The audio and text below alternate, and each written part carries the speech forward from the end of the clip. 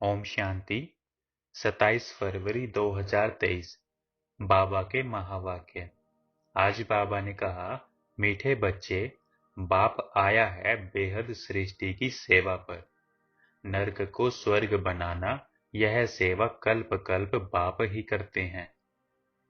प्रश्न पूछा बाबा ने, संगम की कौन सी रस्म सारे कल्प से न्यारी है? उत्तर दिया बाबा ने, सारे कल्प में बच्चे बाप को नमस्ते करते हैं, लेकिन संगम पर बाप बच्चों को नमस्ते करते हैं। बाप कहते हैं, मैं तुम सिगिलदे बच्चों की सेवा पर उपस्थित हुआ हूं, तो तुम बच्चे बड़े ठहरे ना। बाप कल्प के बाद बच्चों के पास आते हैं, सारी सृष्टि के किचड़े को साफ कर नरक को स्वर्ग बनाने। बाप जैसा निराकारी, निरअहंकारी और कोई हो नहीं सकता। बाप अपने थके हुए बच्चों के पांव दबाते हैं। ओम शांति। बाप आने से ही पहले पहले बच्चों को नमस्ते करे या बच्चे बाप को नमस्ते करे? ऐसा नहीं, बच्चे बाप को नमस्ते करे, पहले बाप को नमस्ते करना पड़े। संगम युग की रस्म रिवाज ही सबसे न्यारी है। बाप खुद कहते हैं, मैं तुम सबका बाप तुम्हारी सर्विस में आकर उपस्थित हुआ हूं, तो जरूर बच्चे बड़े ठहरे ना। दुनिया में तो बच्चे बाप को नमस्ते करते हैं, यहाँ बाप नमस्ते करते हैं बच्चों को। गाया भी हुआ है, निराकारी निरअहंकारी, तो वह भी दिखलाना पड़े ना। वह तो सन्यासियों के चरणों में झुकते हैं, चरणों को चूमते हैं, समझते कुछ भी नहीं। बाप आते ही हैं बच्चों से मिलने। कल्प के बाद बहुत सिखिलते बच्चे हैं, इसलिए कहते हैं, मीठे बच्चे थके हो। द्रौपदी के भी पांव दबाए हैं ना, तो सर्वेंट हुआ ना। वंदे मातरम किसने उचारा है? बाप ने। बच्चे समझते हैं, बाप आया हुआ है सारी सृष्टि की बेहद सेवा पर। सृष्टि पर कितना कचरा है, यह है ही नर्क, तो बाप को आना पड़ता है नर्क को स्वर्ग बनाने। बहुत प्यार उमंग से आते हैं, जानते हैं मुझे बच्चों की सेवा में आना है, कल्प कल्प सेवा पर उपस्थित होना है। जब वह खुद आते हैं, तब बच्चे समझते हैं, बाप हमारी सर्विस में उपस्थित हुए हैं, यहाँ बैठे सभी की सेवा हो जाती है। ऐसे नहीं, सबके पास जाना होता है। सर्वव्यापी का अर्थ भी नहीं जानते। सारी सृष्टि का कल्याणकारी दाता तो एक है ना। उनकी भेंट में मनुष्य कोई सेवा कर ना सके, उनकी है बेहद की सेवा। गीत है, जाग सजनिया जाग। ओम शांति। देखो कितना अच्छा गीत है। नव युग और पुराना युग, युगों पर भी समझाना चाहिए। युग भारतवासियों के लिए ही है। भारतवासियों से वह सुनते हैं कि सतयुग त्रेता होकर गए हैं, क्योंकि वह तो आते हैं द्वापर में। तो औरों से सुनते हैं, प्राचीन खंड भारत था, उसमें देवी देवताएं राज्य करते थे। आदि सनातन देवी देवता धर्म था, अभी नहीं है। गाया जाता है, ब्रह्मा द्वारा स्थापना, विष्णु द्वारा पालना कराते हैं। करते नहीं हैं, कराते हैं। तो यह है उनकी महिमा। वास्तव में उनको पहले रचना रचनी है सूक्ष्म वतन की, क्योंकि क्रिएटर हैं। गीता के लिए तो सब कहते हैं, सर्वशास्त्रमयी शिरोमणि श्रीमद् भगवत गीता, परंतु भगवान का नाम नहीं जानते। कौन सा भगवान? व्यास आदि शास्त्र बनाने वालों ने श्री कृष्ण का नाम डाल दिया है। गीता तो देवी देवता धर्म की माई बाप है, बाकी सब बाद में आए, तो यह हुई प्राचीन। अच्छा, भगवान ने गीता कब सुनाई? जरूर सभी धर्म होने चाहिए। सभी धर्मों के लिए वास्तव में एक गीता है मुख्य। सब धर्म वालों को मानना चाहिए, परंतु मानते नहीं हैं। मुसलमान, क्रिश्चियन आदि बड़े कट्टर हैं। वह अपने धर्म शास्त्र को ही मानते हैं। जब मालूम पड़ता है कि गीता प्राचीन है, तब मंगाते हैं, परंतु यह तो जानते नहीं कि भगवान ने गीता कब सुनाई। चिन्मयानंद कहते हैं 3500 वर्ष बिफोर क्राइस्ट गीता के भगवान ने गीता सुनाई। अब 3500 वर्ष पहले तो यह धर्म थे ही नहीं। फिर सभी धर्मों का वह शास्त्र कैसे हो सकता? इस समय तो सभी धर्म हैं। सभी धर्मों की गीता द्वारा सद्गति करने बाप आया हुआ है। गीता बाप की उचारी हुई है। उसमें बाप के बदले बच्चे का नाम डाल मुश्किलात कर दी है। इससे सिद्ध नहीं होता कि शिवरात्रि कब मनाएं। शिव जयंती और कृष्ण जयंती लगभग हो जाती है। शिव जयंती समाप्त होती और कृष्ण का जन्म हो जाता। कभी भी श्री कृष्ण ज्ञान यज्ञ नहीं गाया जाता, रुद्र ज्ञान यज्ञ गाया जाता है। उनसे ही विनाश ज्वाला प्रज्वलित हुई। सो तो बरोबर देख रहे हो। आदि सनातन देवी देवता धर्म ही फिर से स्थापन हो रहा है। फिर और धर्म रहेंगे नहीं। कृष्ण भी तब आए जबकि सभी धर्म ना हो। यह भी समझ की बात है ना। सतयुग में सूर्यवंशी देवी देवताओं का राज्य था, तो जरूर थोड़े मनुष्य होंगे। बाकी सब आत्माएं मुक्ति धाम में रहती हैं। भगवान से तो सबको मिलना होता है ना। बाप को सलाम तो करेंगे ना। बाप भी फिर से आकर सलाम करते हैं बच्चों को। बच्चे फिर बाप को करते हैं।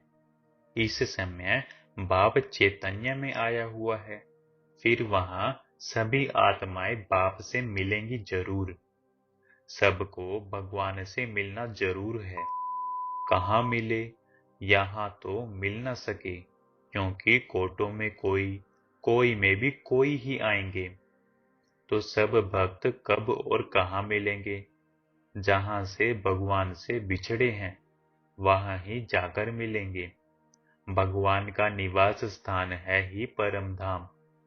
बाप कहते हैं, मैं सब बच्चों को परम धाम में ले जाता हूँ, दुख से लिबरेट कर। यह काम उनका ही है। अभी तो देखो, अनेक भाषाएं हैं। अगर संस्कृत भाषा शुरू करें तो इतने यह सब कैसे समझें? आजकल गीता संस्कृत में कंठ करा देते हैं। बहुत अच्छी गीता गाते हैं संस्कृत में। अब अहिल्याएं, कुब्जाएं, अब जाएं, संस्कृत कहाँ जानती? हिंदी भाषा तो कॉमन है। हिंदी का प्रचार जास्ती है। भगवान भी हिंदी में सुना रहे हैं। वह तो गीता के अध्याय बतलाते हैं। इनके अध्याय कैसे बना सकें? यह तो शुरू से लेकर मुरली चलती रहती है। पाप को आना ही है पतित सृष्टि को पावन बनाने। हेवनली गॉड फादर तो जरूर स्वर्ग ही क्रिएट करेगा, नरक थोड़ी ही रचेगा। नरक की स्थापना रावण करते हैं, स्वर्ग की स्थापना बाप करते। उनका राइट नाम शिव ही है। शिव अर्थात बिंदी। आत्मा ही बिंदी है ना। सितार क्या है? कितना छोटा है। ऐसे थोड़ी ही आत्मा ऊपर जाएंगी तो बड़ी हो जाएंगी। यह तो भ्रिकुटी के बीच में निशानी दिखलाते हैं। कहते भी हैं, भ्रिकुटी के बीच में चमकता है अजब सितारा।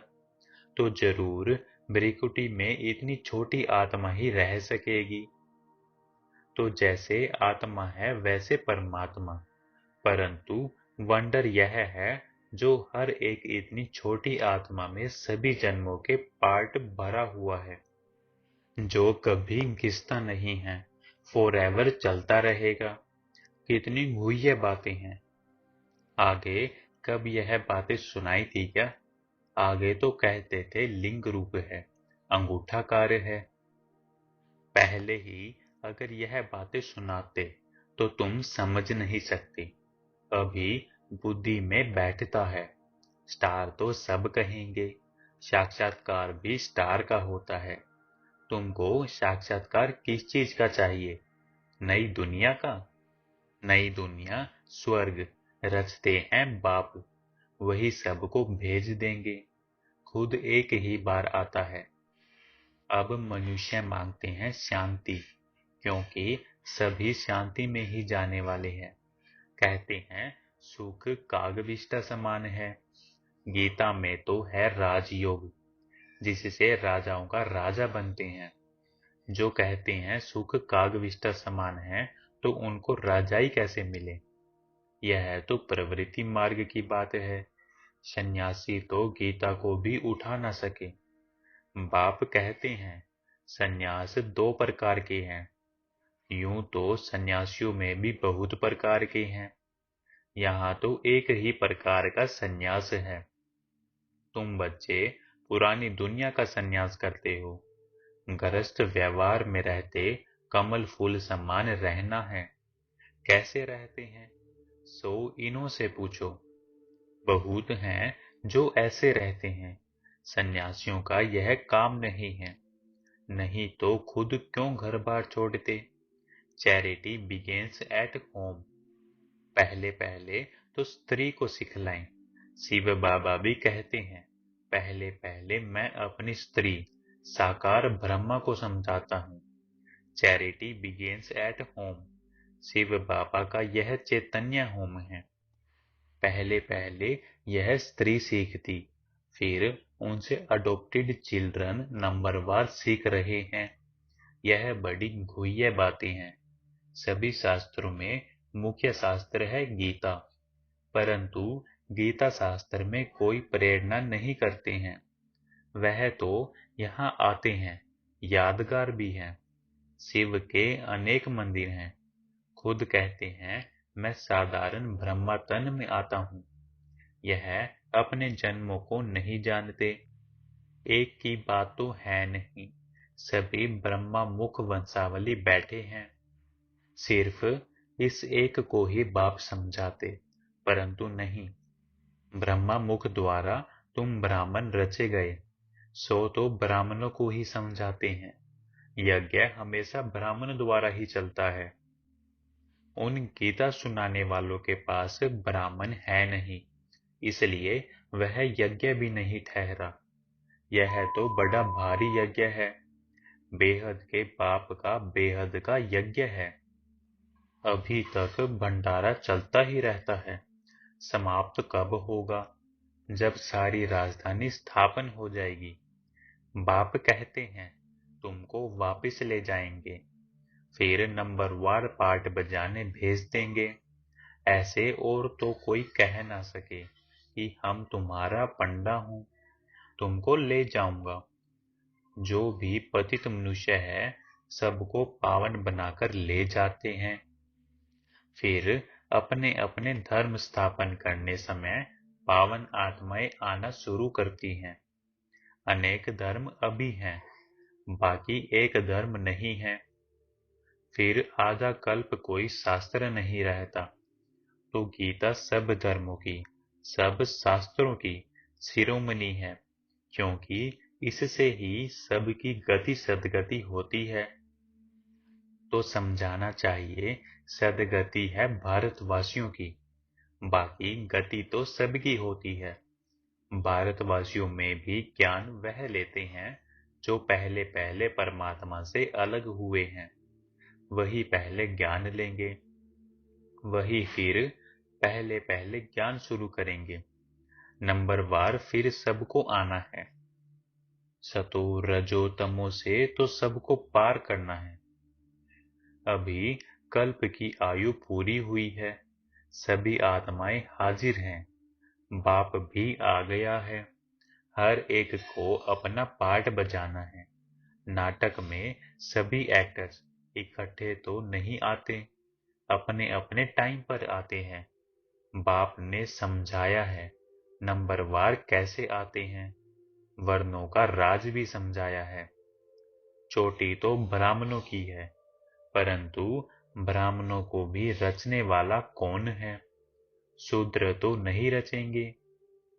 चोटी के ऊपर फिर ब्राह्मणों का बाप ब्रह्मा, ब्रह्मा का बाप फिर है शिव बाबा। तो तुम हो शिव वंशी, ब्रह्मा मुख वंशावली। तुम ब्राह्मण फिर सो देवता बनेंगे। वर्णों का हिसाब समझाना है। बच्चों को राय भी दी जाती है। यह तो जानते हैं सब एक जैसे होशियार तो नहीं हैं। कोई नए के आगे विद्वान पंडित आदि डिबेट करेंगे तो वह समझा नहीं सकेंगे। तो कह देना चाहिए कि मैं नई हूँ, आप फलाने टाइम पर आना, फिर हमारे से बड़े आपको आकर समझाएंगे। मेरे से तीखे और हैं, क्लास में नंबरवार होते हैं ना। देह अभिमान में नहीं आना चाहिए, नहीं तो इज्जत चली जाती है। कहते हैं बीके तो पूरा समझ नहीं सकते, इसलिए देह अभिमान छोड़ रेफर करना चाहिए और तरफ। बाबा भी कहते हैं ना, हम ऊपर से पहुंचेंगे। पंडित लोग तो बड़ा माथा खराब करेंगे, तो उनको कहना चाहिए मैं सीख रही हूँ, माफ करिए। आप कल आना तो हमारे बड़े भाई बहने आपको समझाएंगे। महारथी, घोड़ेश्वर, प्यादे तो है ना, किनों की शेर पर सवारी भी है। शेर सबसे तीखा होता है, जंगल में अकेला रहता है। हाथी हमेशा झुंड में रहता है, अकेला होगा तो कोई मार भी दे। शेर तीखा होता है। शक्तियों की भी शेर पर सवारी है। तुम्हारी मिशन भी बाहर निकलनी है, परंतु बाबा देखते हैं पान का बीड़ा उठाने वाला कौन है। प्राचीन देवता धर्म किसने स्थापन किया, वह सिद्ध कर बताना है। बहुत तो गॉड गॉडेस भी कहते हैं, वह समझाते हैं गॉड गॉडेस अलग हैं, ईश्वर अलग है। लक्ष्मी नारायण को भगवान भगवती कहते हैं, परंतु लो के विरुद्ध है। वह तो है देवी देवताएं। अगर लक्ष्मी नारायण को भगवान भगवती कहते तो ब्रह्मा विष्णु शंकर को पहले भगवान कहना पड़े। समझ भी चाहिए। अच्छा, मीठे मीठे सिखिलते बच्चों प्रति मात पिता बाप दादा का याद प्यार और गुड मॉर्निंग। रूहानी बाप की रूहानी बच्चों को नमस्ते। धारणा के लिए मुख्य सार। फर्स्ट पॉइंट, देह अभिमान छोड़ अपने से बड़ों को आगे करना है। बाप समान निरअहंकारी बनना है। Second, charity begins at home. पहले अपने गृहस्थ व्यवहार को कमल फूल समान बनाना है। घर में रहते हुए बुद्धि से पुरानी दुनिया का संन्यास करना है। आज का वरदान दिया बाबा ने, संबंध में संतुष्टता रूपी स्वच्छता को धारण कर सदा हल्के और खुश रहने वाले सच्चे पुरुषार्थी भव।